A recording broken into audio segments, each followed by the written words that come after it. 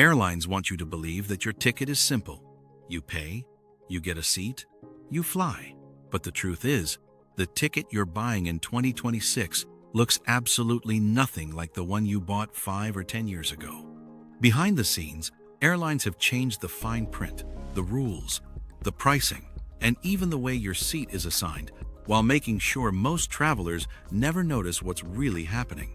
Because if passengers knew how airline tickets actually work today, the industry would have a very big problem.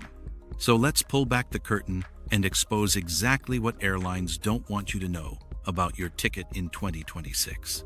For starters, airlines have quietly removed one of the biggest protections travelers used to have: the guarantee that your ticket actually protects you from last-minute changes.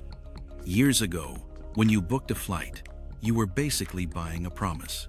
The airline agreed to fly you on a specific flight at a specific time to a specific destination. But in 2026, that promise barely exists. Airlines can change your flight time, reroute you, alter connections, or shorten your layover without your consent. And they're doing it more often than ever, not because they have to, but because it's profitable. If reshuffling passengers means they can run fewer flights or move people onto cheaper routes, they will do it even if it disrupts your entire trip. And unless you know your rights, you won't even realize you had the option to say no.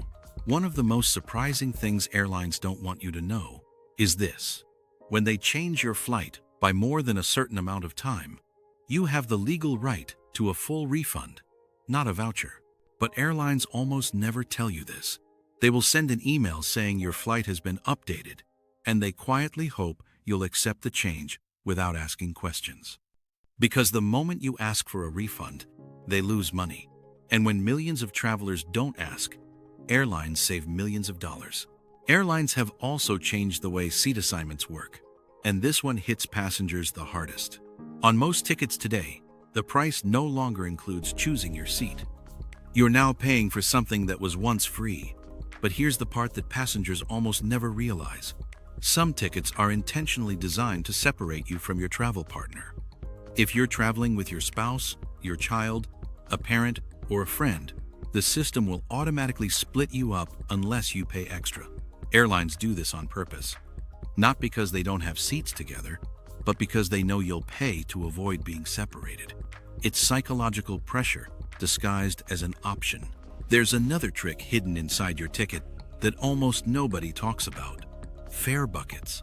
When you see a price online, you think it represents actual availability.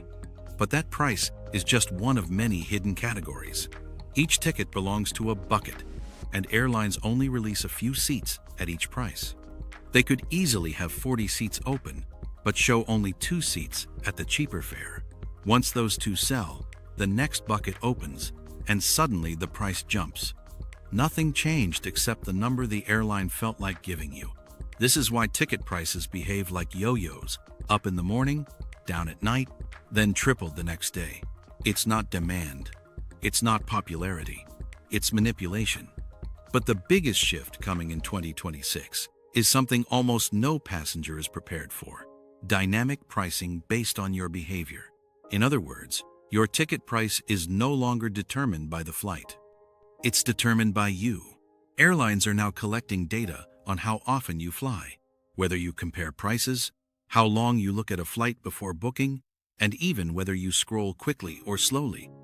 If their system decides you are likely to book anyway, your price goes up. If it senses you are desperate, like searching close to your travel date, it goes up even more. And none of this is visible to the traveler. 2 people sitting next to each other, going to the same place, booked on the same day, can pay completely different prices simply because the airline's algorithm judged them differently. And then there's the trick that frustrates travelers the most: the disappearing price. You search a flight, you go make a cup of coffee, you come back, and the price is suddenly higher. That's not a coincidence. Airlines track your searches. If you return to the same flight, the system assumes you're interested and raises the price to push you into buying sooner. They're counting on panic.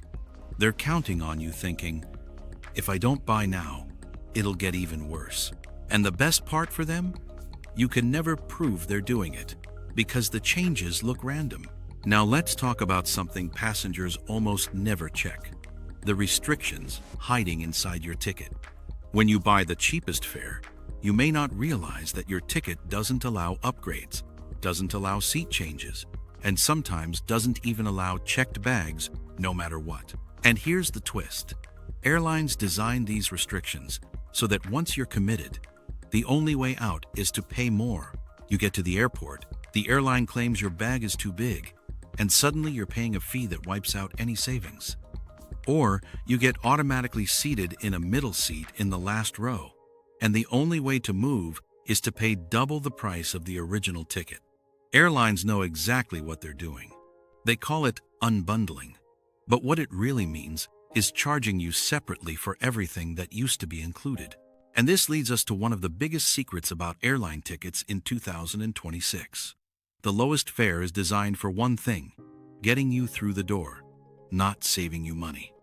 Airlines know most passengers will end up paying for bags, seats, early boarding, or ticket changes. And when you add it all up, that cheap ticket often becomes more expensive than the next fare up. But they don't care, because what matters to them is that you saw the low price first.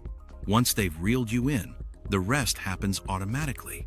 Another thing airlines don't talk about is the way they use boarding groups to squeeze more revenue out of passengers. Your boarding group isn't random. It's based on how much money they think you're worth. The cheapest fare? You board last, almost always. Why?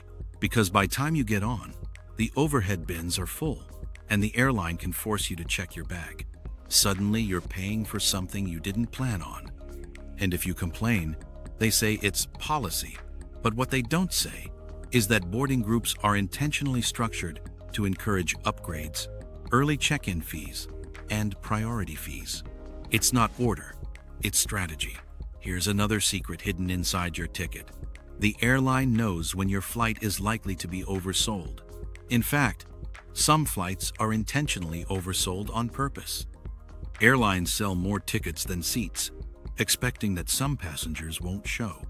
But when everyone does show up, someone has to be removed or bumped. What most travelers don't realize is that you don't need to accept a voucher. You can request cash, real cash. Airlines will always try to offer a voucher first because it keeps the money inside their company.